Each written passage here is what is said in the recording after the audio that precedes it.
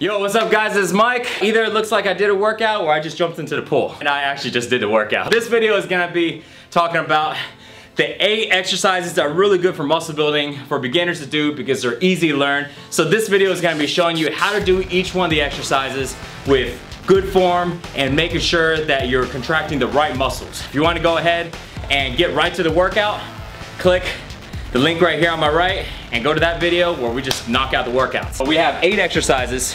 The only equipment you're gonna need is basically gonna be a pair of dumbbells, medium weight or so. Every exercise we're gonna do only 30 seconds, okay? 30 seconds, 30 seconds, 30 seconds, and keep going. There's no rest, so take rest if you need to. If not, just keep rolling with it. We're gonna be doing 4 rounds total. When you knock through all these exercises, it equals 1 round. We're gonna repeat it 4 times. This is total body, because push-ups working on your chest, shoulders, and triceps.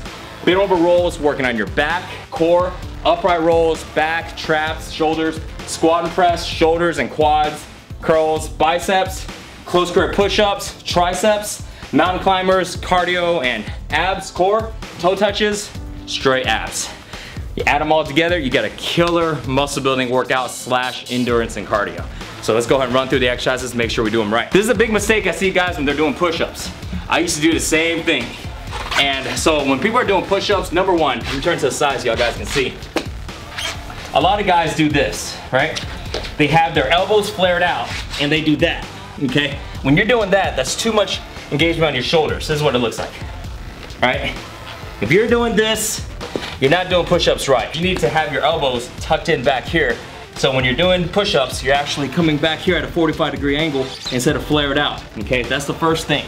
Make sure your hands are right under your chest and not your shoulders. So check this out. If you do this, this is right under your shoulders. Y'all guys can see this okay? So when you come down, it's gonna work a lot of shoulders.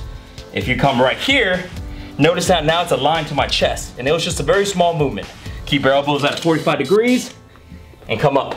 Make sure that your body is flat like a board, okay? So no slouching your back like this, and no popping your butt up like this. Next thing, bent over rolls. The key thing on a bent over roll, I'm gonna turn to the side again, is making sure you don't round your back. So you don't wanna do this, right? This is wrong because it's gonna hurt your back.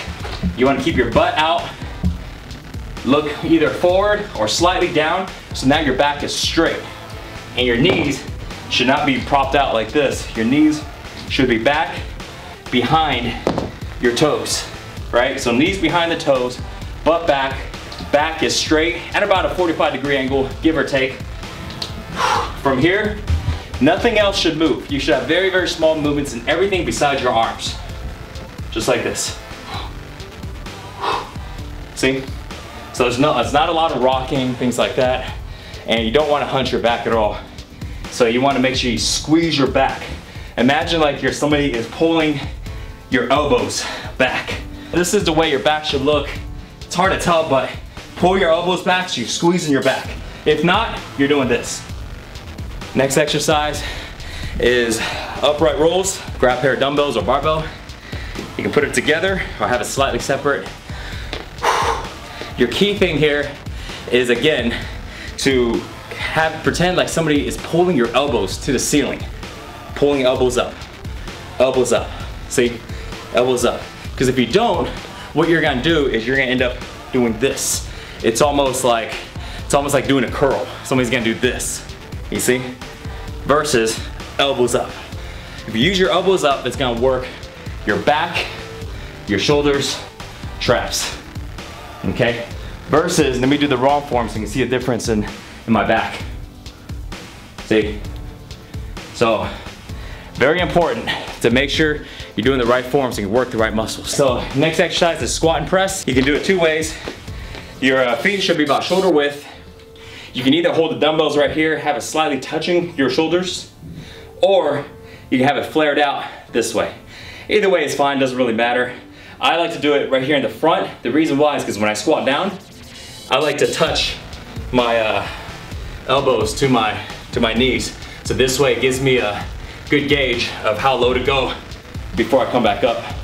So I come down, touch, up, touch, up.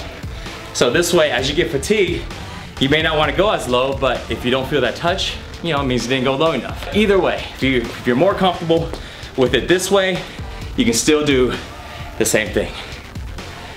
Key thing on here, make sure that when you're squatting, keep pressure on your heels, keep your butt back, and your knees should not go too much past your toes. See this right here? You don't want to be on the ball of your feet when you're squatting down. You got to keep the pressure on your heel, butt back. So this way, what it does, it works on your quads, your glutes, versus pressure on your toes, knees. A lot of guys are squatting and they say, hey, I can't squat, I can't do lunges because my knees hurt. Well, that's because the pressure is in the wrong place on the bottom of your foot. So it's working the wrong part of your body. The next one is curls. Keep your elbows to the side. Just curl up and down. Don't tuck your elbows in, elbows back, because you're not gonna get a range of motion. It's gonna look like this, okay? Another thing on curls is making sure, if you look at my wrist, make sure your wrist is not curled in like this, okay? Because I was using too much forearms.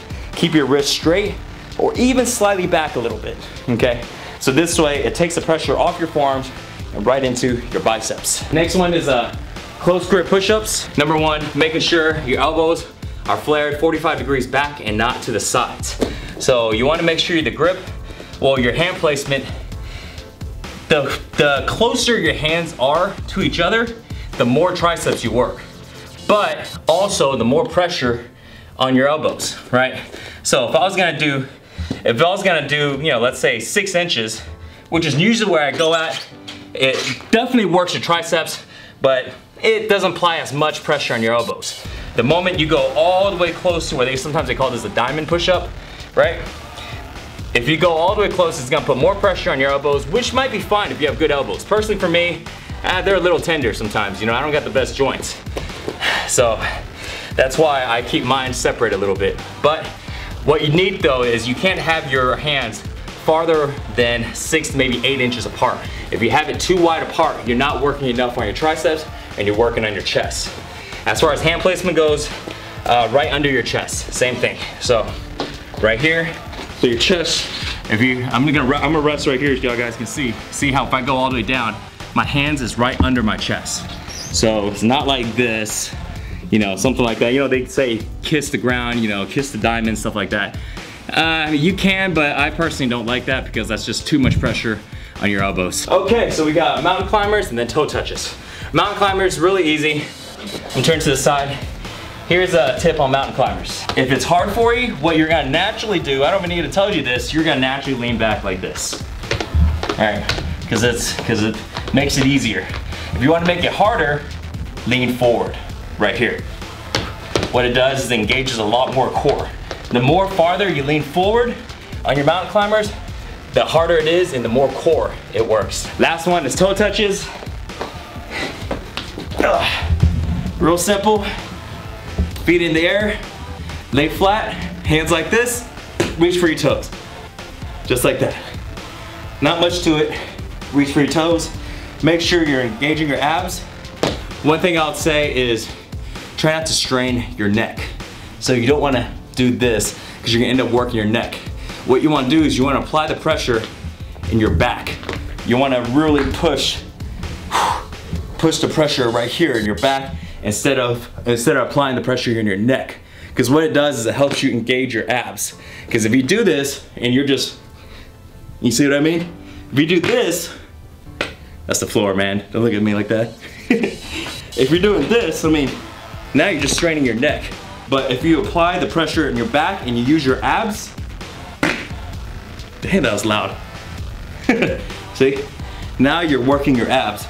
So that's the key thing, is making sure, especially on toe touches, that you do it right. Because if not, your neck would be just super, super sore. You probably have a very swollen neck, you know, like one of those guys with crazy veins coming out of their neck and no abs. There you go, guys. That's how you do all 8 of these exercises. Don't forget, you're gonna be doing 4 rounds of 30 seconds each.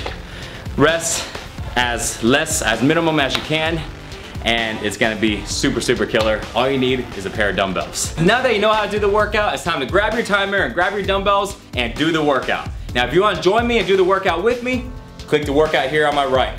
Now for you guys that want to learn the fastest way to build muscle and get six-pack abs, click the link above to go to SixPackAbs.com. Thanks for watching guys, and I will see you next time. Peace.